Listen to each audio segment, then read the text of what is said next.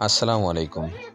আমাদের খামারের যেই ২ টি গাভী নিয়ে এসেছিলাম, একটি গাভী নিয়ে আমাদের সন্দেহ হচ্ছিল।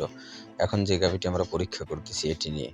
২ টা গাভী আনার পর একটা গাভী ২ বার হিটে আসে। কিন্তু এই গাভীটি এখন পর্যন্ত কোনো হিটে আসেনি। যার কারণে আমরা বাধ্য হয়ে এই গাভীটিকে পরীক্ষা করার জন্য বাড়িতে ডাক্তার নিয়ে আসলাম। কারণ আমাদের সন্দেহ হচ্ছিল যে গাভীটি কেন এখন পর্যন্ত হিটে আসতেছে না। যার কারণে ডাক্তার নিয়ে আসলাম, পরীক্ষা করলাম যে আসলে গাভীটি গর্ভবতী কিনা। পরবর্তীতে ডাক্তার পরীক্ষা করে দেখে বলল যে না, গাভীটি এখন পর্যন্ত গর্ভবতী না। আ আপনারা একে ভালোমতো খাবার খাইয়ে মোটা তাজা করে বিক্রি করতে পারেন। কারণ আপনারা জানেন যে আমরা আমাদের খামারের গরুগুলোকে কিনেছি মোটা তাজা করার লক্ষ্যে, অর্থাৎ ৩.৫ থেকে ৪ মাসের জন্য।